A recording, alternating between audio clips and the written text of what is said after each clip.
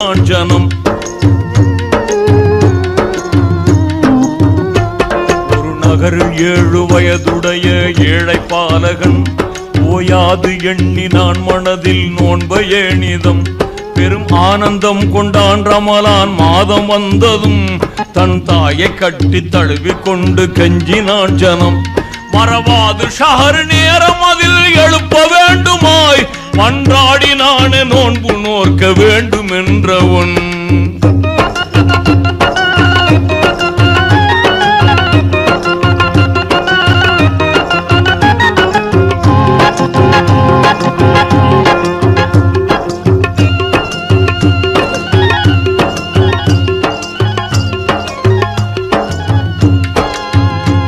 ஒரு நகரில் 7 வயதுடைய ஏழை பாலகன்